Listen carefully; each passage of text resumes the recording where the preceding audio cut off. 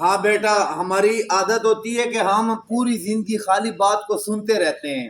اب سننے کے بعد ہم نہ اس کو یاد کرتے ہیں نہ اس کو سمجھتے ہیں، نہ ہم کسی سے سوال کرتے ہیں کہ آپ نے یہ بات کی ہے، اس کا مطلب کیا ہے.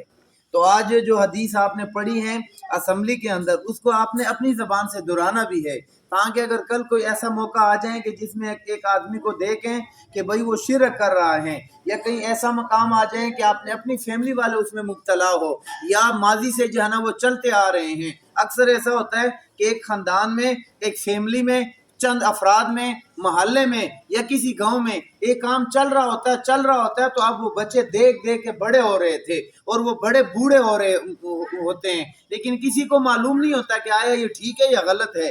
اگر صحیح میسج، صحیح پیغام، صحیح بات، صحیح آپ گفتگو کسی سے کرے، ہر باشعور انسان جو ہے غلط بات کو چھوڑ دیتا ہے اور صحیح بات کو لے لیتا ہے. جس طرح مثال کے طور پر میں نے اور آپ نے آج حدیث میں پڑھا کہ من حلف لغیر اللہ، نہیں آواز آئی، سارے مل کے پڑھو. جس نے اللہ کے علاوہ کسی کی قسم اٹھائی تو اس نے شرک کیا. اب جب تک میں اور آپ نہیں دہرائیں گے، جب تک نہیں سمجھے گے تو کس طرح ہمیں معلوم ہوگا.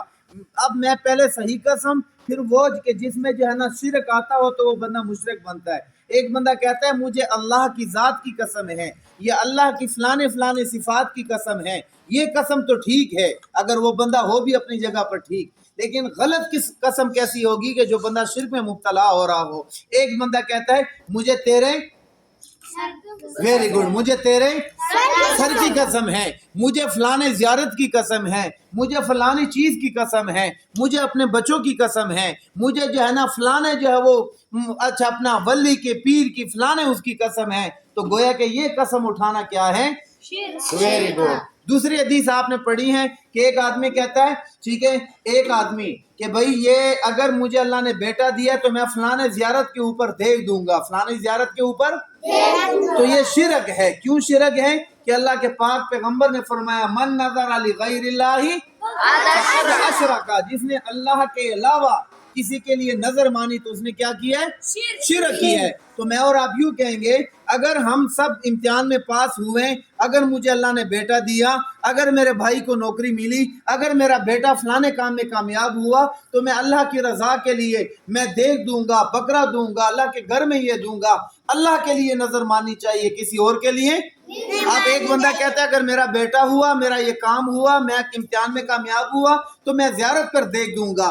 اب آپ کے کام کے تکمیل میں زیارت کا کیا کمال ہے؟ یا فلانے جو ہے کسی جو ہے وہ مولوی کا کیا کمال ہے، کسی جو ہے کیا کہتے ہیں امام کا کیا کمال ہے، کسی کے باپ بیٹے کا کیا کمال ہے. دنیا کے تمام کاموں کو پائے تکمیل تک پہنچانے والا کون ہے؟ سارے بولو، پائے تکمیل تک پہنچانے والا کون ہے؟ ہر وہ چیز جو اسباب کے دائرے سے باہر ہو، ما فوق الاسباب ہو، جو دنیا والے نہ کر سکیں، اور وہ کام جو ہے وہ ہو جائیں، اور وہ کام ہوتا ہے، وہ کرنے والا کون ہوتا ہے؟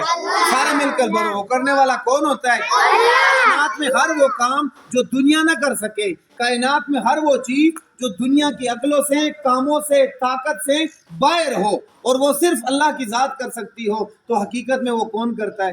اللہ. ہاں، تو یہ ذہن میں رکھیے گا، دوبارہ دہرا لو، من حلف لغیر اللہ فقد اشرک، اللہ کے نام کے علاوہ کسی اور کی قسم نہیں اٹھانی. نمبر 2، من نظر علی غیر اللہ فقد اشرک، جس نے اللہ کے علاوہ کی نظر مانی تو اس نے کیا کیا ہے؟ تو میرے بیٹو، نظر کس کے لیے ہونی چاہیے؟ نظر اور نیاز کا مالک کون ہے؟